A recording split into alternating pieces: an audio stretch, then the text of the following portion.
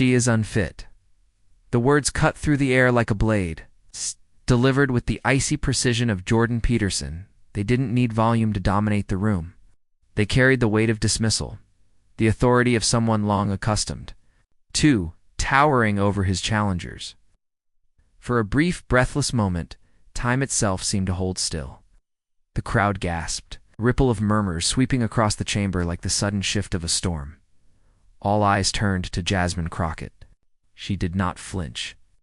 Her chest rose slowly, her gaze steady, as though she had been bracing her entire life for this exact moment. The insult hung above her like smoke, heavy and suffocating, but she refused to inhale it. Across from her, Peterson's face remained cold, confident, the smirk of a man convinced he had just ended the debate before it even began. This was not just a clash of words. It was theater. It was spectacle. It was the ancient drama of power trying to silence dignity. Peterson stood there not merely as an individual, but as a symbol of elitist authority. The intellectual giant who believed his stature alone could crush the spirit of those he deemed lesser. And Crockett, sharp unapologetically herself, was cast as the target of that arrogance. The room buzzed with tension. Supporters of Peterson nodded in agreement, their arms crossed in smug approval. Others shifted uneasily, sensing the cruelty in his words. And in the middle of it all, Crockett stood in silence, her hands folded, her composure ironclad. That silence was louder than any rebuttal she could have offered in that instant. It was the silence of calculation, of gathering strength, of knowing. Something no one else in the room yet understood, because while Peterson basked in his moment of triumph, he was blind to the storm about to break. Crockett's eyes gave nothing away, but within them burned the certainty of a counterstrike. She carried with her something Peterson could not anticipate, something he could not dismiss with a scoff or an insult, and when she chose to reveal it, the arrogance of a giant would collapse in front of millions. The room, the crowd, the entire country had no idea what was coming next. But in that silence, no one expected the tape she carried would turn the room upside down. The insult did not exist in a vacuum. When Jordan Peterson branded Jasmine Crockett unfit, it wasn't just one person cutting down another. It was a declaration layered with centuries of hierarchy, a performance that echoed the oldest scripts of power. America has heard versions of these words before. They were spoken when immigrants were told they would never belong, when women were told they were too fragile for leadership, when voices from the margins were silenced by those convinced that intellect and authority belonged only to the few. Peterson knew the weight of his reputation. To many, he is a scholar, a public thinker, a giant in the world of debate. His voice carries the gravity of polished diction, years of lecturing, and the aura of someone who has been allowed to stand above the crowd. And when he looked at Crockett, his words were not simply about her, they were about the countless people she represented. By calling her unfit, he was attempting to draw a line between who is deemed worthy to speak and who must remain silent. But Crockett's presence in that room was proof of how far that old script had already begun to unravel. She stood not as a token, not as a mere participant, but as a symbol of resistance against the dismissal that has crushed too many before her. Her very existence in that chamber was defiance. She carried with her the voices of those told they were too young, too brown, too female, too immigrant, too different to be heard. And in the face of Peterson's declaration, those voices did not vanish, they simmered. The stakes were clear. This was not just a sparring match between two personalities. It was the embodiment of a national conversation about who holds legitimacy. In America's public square, when Peterson spoke, he carried the old world of gatekeeping authority, a fortress built on status and tradition. When Crockett stood in silence, she carried the future, the possibility that dignity, perseverance, and lived experience could no longer be dismissed as unworthy. For the audience, this wasn't entertainment alone. It was recognition. Immigrants felt their stories in Crockett's stillness. Women who had been talked over in boardrooms and classrooms recognized the tactic in Peterson's words. Young activists who had been told to wait their turn saw themselves in her poised defiance. The insult landed on her, yes, but the sting was felt by millions. And yet, this is why her silence mattered, because sometimes the loudest rebuttal is not an immediate retort, but the refusal to bow. Crockett's calm composure unsettled Peterson more than any outburst could have. In that instant, the crowd began to wonder, was the giant truly in control, or had he just revealed the insecurity behind his arrogance? Peterson, basking in the confidence of his declaration, could not see what was building. He mistook Crockett's quiet as defeat, not realizing that quiet has always been the prelude to revolution. The room was holding its breath. America was holding its breath. Was this going to be another moment where authority crushed dignity, or would this time be different? Insult might have landed, if not for the storm that was about to break. To understand why Peterson's words landed with such force, one must first understand the figure behind them. Jordan Peterson did not step into that room as an unknown. He carried with him the aura of a public intellectual who had, for years, cultivated a reputation as both sage and provocateur. To his admirers, he was the voice of reason in a chaotic world, a man who dared to speak truths others were too afraid to utter. To his critics, he was the polished mask of arrogance, cloaking dismissal of progress in the language of intellectual rigor. Peterson's rise was meteoric. Professor from Canada, he first entered the public consciousness by railing against what he saw as the overreach of identity politics. His lectures went viral, his debates trended, his book sales soared. To millions, he was the calm, methodical voice that gave order to a confusing age. They saw in him a kind of modern philosopher, king and unyielding defender of logic, standing tall against what he painted as chaos. Yet beneath the polished cadence, there was always a contradiction.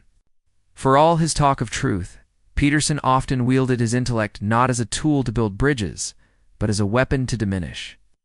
His critics pointed out how often his arguments slipped into caricature, how easily he dismissed the lived experiences of those who challenged him. Perhaps most striking of all was the way he wielded authority, the posture of a man convinced that sharpness of mind alone conferred the right to decide who was fit and who was not. This was the shadow behind the praise. Yes, he could inspire young men searching for guidance. Yes, he could command a room with his voice. Yes, he could debate with precision. But too often, that precision cut downward, slicing not at ideas but at people. The phrase, "she is unfit," was not a spontaneous remark. It was the culmination of a pattern where those who stood outside his worldview were not simply debated, but declared illegitimate. And that pattern mattered, because in the court of public opinion, repetition creates perception. When an intellectual giant repeatedly dismisses dissent as unworthy, audiences begin to believe that dismissal is truth. Peterson's power lay not only in his arguments, but in the way his authority amplified his words until they became more than opinion, they became judgment. For many watching, when he branded Crockett unfit, it was as though the gavel had fallen. But here lies the danger in such authority. The higher the pedestal, the greater the fall. By leaning so heavily on his reputation, Peterson also magnified his vulnerability. His devotees expected perfection, yet perfection is a mirage. His insistence on absolute judgment left no room for humility, no space for reconsideration. And arrogance, when left unchecked, is never static. It grows, it hardens, it begins to mistake dominance for invincibility. That was what the audience witnessed in that chamber, a man whose confidence had crossed the line into hubris. Peterson was no longer simply debating ideas, he was rendering verdicts on people. He stood there, draped in the authority of his reputation, convinced that his pronouncement would settle the matter once and for all. But history is not kind too. Hubris. The greatest of intellectuals, the most celebrated of thinkers, have stumbled when they allowed their certainty to blind them. And in that moment, Peterson could not see what was right before him. Crockett's calm silence, her steady gaze, her quiet resistance. He mistook restraint for weakness, calculation for paralysis. What he could not know, what he refused to even consider, was that his own pattern of arrogance was setting the stage for his undoing. Because when you dismiss others as unfit, you invite the world to examine your own fitness. And when you stand so tall on the foundation of pride, even the smallest crack can bring the whole structure crashing down, but arrogance has a way of setting the stage for its own downfall. Jasmine Crockett's story does not begin in the chamber, where Jordan Peterson hurled his insult. It begins far earlier, in the quiet corners of a world that did not expect her to rise. She grew up in the margins, raised on the unspoken truth that to be heard, she would have to fight twice as hard, stand twice as tall, and refuse again and again to bow before those who told her no. Her childhood was marked not by privilege but by perseverance. In classrooms where her intelligence was overlooked, she learned to sharpen her voice until it cut through dismissal. In neighborhoods where opportunity felt scarce, she saw firsthand how resilience could transform despair into determination. Crockett was not handed a platform, she built one from the ground up, brick by brick, with the grit of someone who understood that silence would never be granted to her unless she seized it. Service became her compass. Long before she stood beneath the blinding lights of national attention, she served her community, not as a headline, but as a lifeline. Whether fighting for the overlooked in courtrooms, or organizing for those whose stories rarely made the news, Crockett's path was paved with sacrifice. She gave her time, her energy, her very identity to the belief that justice was not a gift, but a right. And in that relentless pursuit, she forged the armor that would later allow her to withstand the blows of arrogance. Her journey was not without scars. Each setback etched itself into her memory.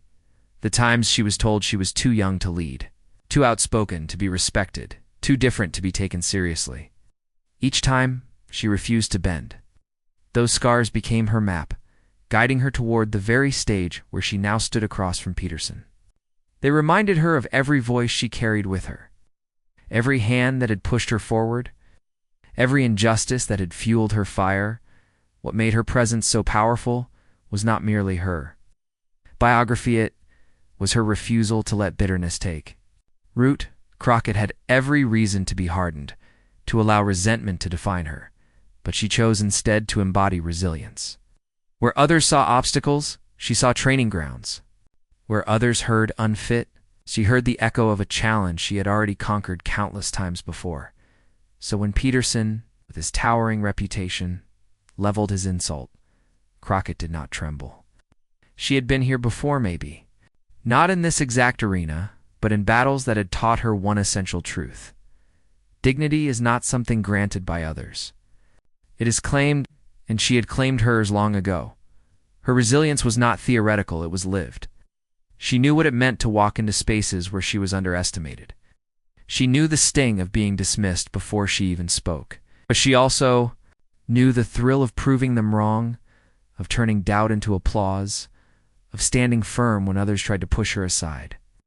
That knowledge was her anchor, grounding her in the moment when Peterson's words tried to knock her off balance. Every chapter of her life had prepared her for this confrontation. The classrooms where she refused to be ignored taught her the patience of silence. The courtrooms where she defended the powerless taught her the courage of truth. The communities where she poured her energy taught her the value of solidarity. And all of it combined to make her not only ready to withstand the attack, but to turn it into something greater. That is why the silence after Peterson's insult was not weakness. It was the calm of a woman who had weathered storms before and knew another was coming. It was the composure of someone who had faced down dismissal and transformed it into fuel. She stood not as a victim of arrogance, but as a challenger prepared to expose its fragility, and that recording she carried.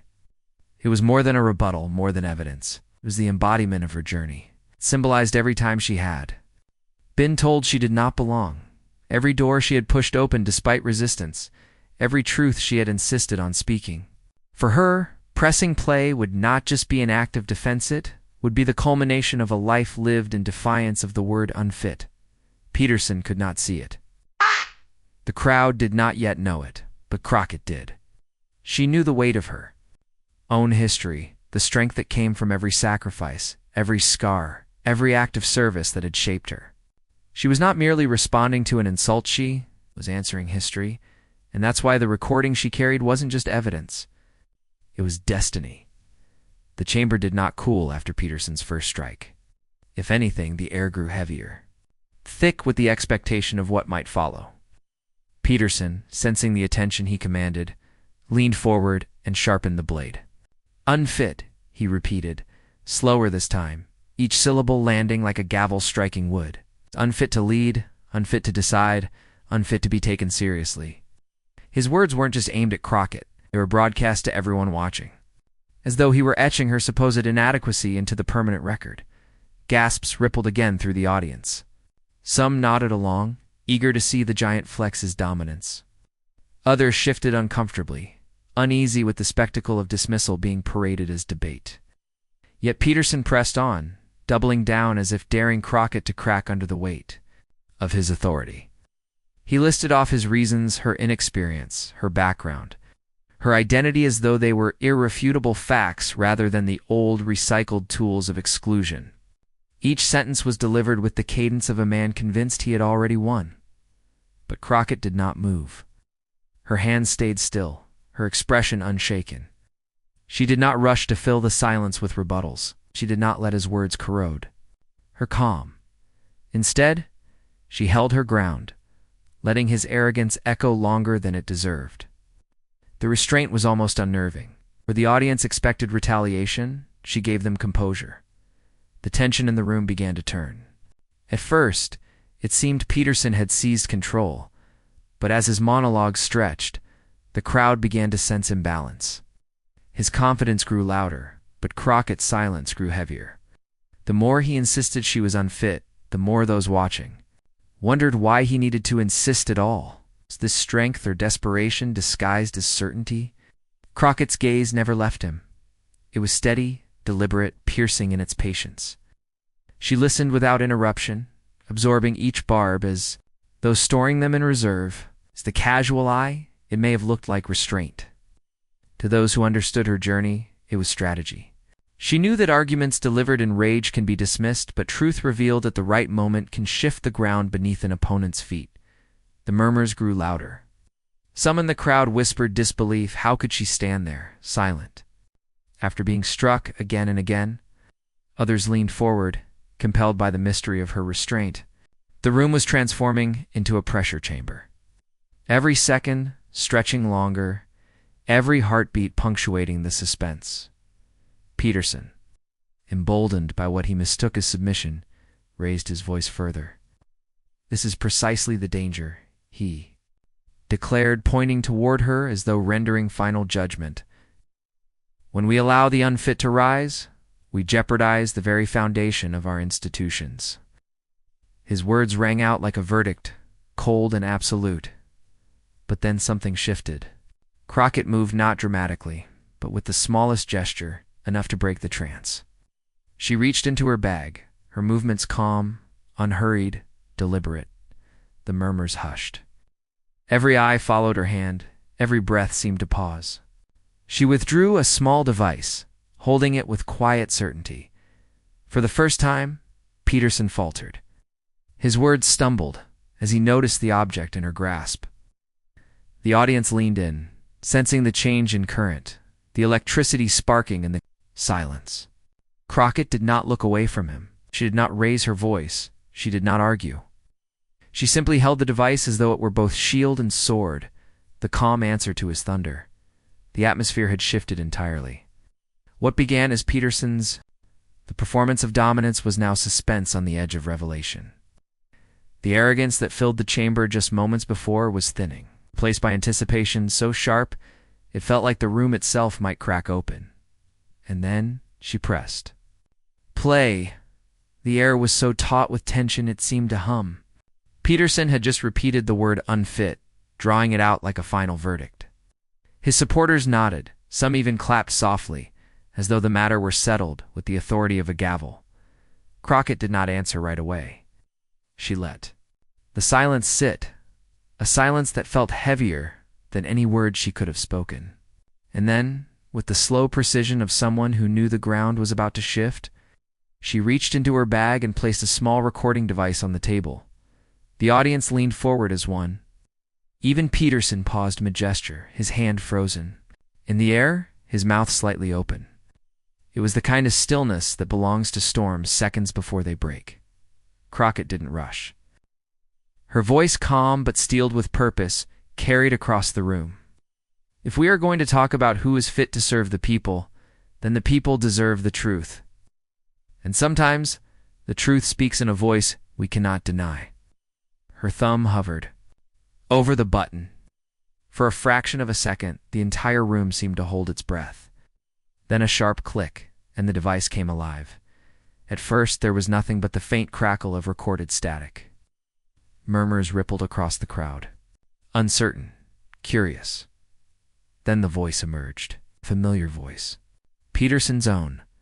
On the recording, Peterson could be heard in a private setting, his tone stripped of the careful polish he wore in public. He spoke about politics, about communities he deemed unmanageable, about leaders who pander to weakness. It wasn't a single remark, but a tapestry of contempt. Lines that betrayed not just intellectual critique, disdain, a kind of sneering superiority that cut deeper than any debate stage remark ever could. The first sentence landed like a body blow. Gasps erupted from the front row. Some instinctively turned their eyes toward Peterson, waiting for a rebuttal that did not come. His jaw clenched. On the recording, he continued, "They talk about dignity, but dignity's not for everyone. Some people are simply better suited to lead. The rest must follow, whether they like it or not." The room trembled with energy. It was as if the very foundations of the debate had shifted. Peterson, who moments ago towered as the intellectual giant, now found his own words weaponized against him. Crockett folded her hands, her eyes never leaving him. She didn't need to narrate, didn't need to dramatize. The tape was her argument. The truth was speaking for itself. Peterson shifted uncomfortably in his chair. He opened his mouth, but before he could speak, the recording surged on. "You see," his voice continued, dripping with certainty, "representation is wasted when it caters to feelings. Competence is not universal." That shout. Some voices don't matter in the grand scheme. The audience broke. Some gasped audibly, others booed, a ripple of disbelief spreading like fire across the hall. Crockett's supporters erupted in murmurs of outrage. But even among Peterson's followers, there was hesitation, an uneasy glance exchanged here and there. In that hesitation, you could feel the unraveling. Peterson's face flushed crimson, his composure cracking like porcelain under pressure. He raised a finger, attempted to interject. "This is out of context." "This is," but the recording steamrolled him. Another line. Colder than the rest. "There are those who think identity entitles them to power. But let's be clear. Heritage, history, oppression, these are excuses, not qualifications." This time, the audience didn't just murmur, they roared. Some in outrage, some in uncontainable applause for Crockett's courage. The room had turned into a theater of reckoning, where the intellectual giant was suddenly small, cornered by his own voice. His own unguarded disdain. Crockett finally leaned forward, her tone measured but cutting. "So when you say unfit, perhaps what you really mean is that anyone who doesn't look like you, think like you, or agree with you will never be considered fit in your eyes. But the people listening here today, they decide what fitness looks like, not you." The crowd erupted. Cheers, chants, claps echoing like thunder. Peterson shrank back, his hands tightening on the edge of the podium as though bracing himself. Against a tide he could no longer control, and still, the recording had more to give. A final damning statement. You can dress it up in dignity, you can paint it as justice, but at the end of the day, society runs best when the strong rule, and the weak accept their place. That was it. That was the crack of lightning that split the sky wide open. The intellectual titan, who moments earlier wielded the word unfit like a weapon, was now exposed as a man who believed in hierarchy over humanity, superiority over solidarity. When Crockett clicked the device off, the silence that followed was deafening. Not the silence of anticipation this time, but the silence of a room forever changed. And then, almost on cue, the dam burst. The applause was deafening, not polite, but primal. An outpouring of vindication from those who had waited too long to see someone stand tall in the face of arrogance. Peterson sat motionless. The giant now reduced to stillness, his authority drained from him in plain sight. His supporters shifted uneasily, some with heads bowed, others with arms crossed. Wrestling with the words they had just heard, Crockett stood, her presence amplified not by volume, but by gravity. She did not need to gloat. She had already won. She raised her hand slightly, quieting the crowd just enough to let her words pierce through. You called me unfit. But I stand here with proof that your measure of fitness was never about ability. It was about keeping doors closed. Well, those doors are open now, and no recording, no insult, no arrogance will shut them again. Her words fell like a hammer. Final and undeniable. The crowd was on its feet, roaring, clapping, chanting her name. The hall had transformed into a chorus of solidarity, voices rising to meet hers. And in the middle of it all, Peterson sat in silence, his face pale, his figure diminished. For the first time, the man who had built a career on commanding rooms with rhetoric found himself drowned in a tide of voices louder, prouder, and freer than his own. Crockett's device still rested on the table, a simple object now charged. With historic weight, it wasn't just a recording, it was a mirror. And in that mirror, the nation saw arrogance exposed and dignity triumphant. The crowd's cheers refused to die down. The energy had shifted permanently, the scales tipped. The insult that once threatened to define her was now buried beneath the roar of validation. And yet, as triumphant as the moment was, the story was not finished. The recording had cracked the mask, but masks once shattered tend to scatter pieces far and wide. What would be revealed in the fallout was something no one in that room could yet predict. The fallout was just beginning. When the roar of the crowd finally softened into something like silence, Miss Crockett remained standing, steady as a mountain in the storm she had summoned. But instead of basking in the applause, she turned her gaze outward, beyond the cameras, beyond the chamber, beyond even Peterson himself, and spoke to a larger truth. This moment, she began, her voice clear, resolute, is not about me. It is not even about him.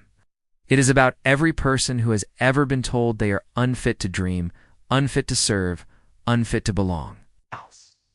And it is about the truth that arrogance can never erase dignity, no matter how loudly it shouts. The room stilled again, but this time the stillness wasn't heavy. It was reverent, silence that invited every listener to measure their own reflection in her words. She continued, weaving her story into something universal. When my community told me I was enough, I believed them. When my family worked 3 jobs so I could have one chance, I carried them with me. When my city cried out for justice, I stood up because I could not sit down. And every immigrant, every minority, every worker who has ever been told to wait their turn knows what it feels like to stand at that door and hear the word unfit. Murmurs of agreement rippled through the crowd. Some nodded, some wiped tears, others clasped hands with the people beside them. This was no longer about a debate. It had become testimony, not of a politician, but of a shared human experience. Peterson sat quietly, diminished, his name no longer a weapon but a cautionary echo. Crockett did not need to look at him anymore. She had shifted the battlefield. This was about truth versus lies, dignity versus dismissal, humanity versus hierarchy. Truth, she said slowly, is stronger than any insult, and dignity is stronger than any arrogance.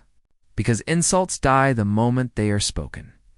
But dignity lives on in every act of resilience, in every barrier broken, in every voice that refuses to be silenced. Applause swelled again, not in frenzy this time, but like a wave, steady and unyielding. She pressed further, lifting the moment into something larger than the walls could contain. This was never about one insult.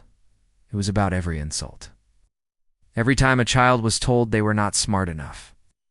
Every time a woman was told she was not strong enough. Every time a migrant was told they were not welcome enough. It was about every voice that has ever been silenced and finally being heard. The crescendo of her words reached into the hearts of people who had never stepped foot in that chamber, but who knew exactly what she meant. For those who had crossed oceans, those who had fought to feed their children, those who had endured centuries of being labeled less than, this was vindication made flesh. Crockett drew a breath, then concluded, almost like a benediction, "We do not need permission to belong. We do not need validation from those who build walls of arrogance. We are here. We have always been here. And no insult, no matter how sharp, can erase the truth that we are fit to serve, fit to lead, fit to build a nation that hears." All its voices, the applause this time was unstoppable. People rose to their feet, not just to celebrate Crockett's victory over Peterson, but to claim the victory as their own. They were clapping for their mothers, their fathers, their ancestors, and their children.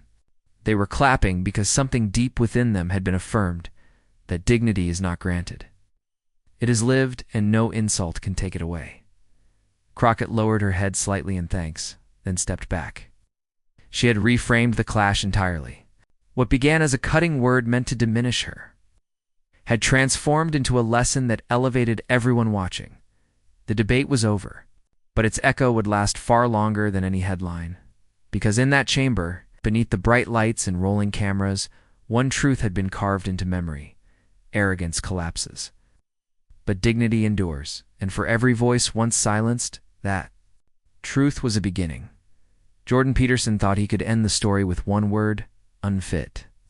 But Jasmine Crockett carried something far more powerful than an insult. She carried the truth. When she pressed play on that recording, everything flipped. The giant who stood tall in arrogance shrank, and the woman he tried to dismiss rose into history. That is why this clash matters. It wasn't just a debate on a stage. It was a lesson played out in real time. Arrogance may shout, but courage answers. Dismissal may sting, but truth outlasts it. And dignity, quiet, steady, unshaken, will always find its voice. Crockett's stand is not hers alone. It belongs to every immigrant who has ever been told they don't belong. To every woman told she wasn't strong enough. To every voice silenced by someone towering above them. Her victory is their victory. Her mic drop is their vindication. Now, it belongs to you. Because moments like this don't live only in the chamber where they happened. They live in the retelling, in the sharing, the way we choose to remember them. So if you believe dignity is stronger than arrogance, if you believe truth still matters, if you believe courage can silence even the loudest dismissals, then don't just watch history. Carry it forward. Share this story. Subscribe to be part of a community that refuses to be silenced. And stand with those who are told they are unfit, because together we prove they have always been more than enough. The clash that stunned. The courtroom was never about one insult. It was about a truth too powerful to be denied. And now it's your turn to make sure the world hears it. Words, characters, reading time.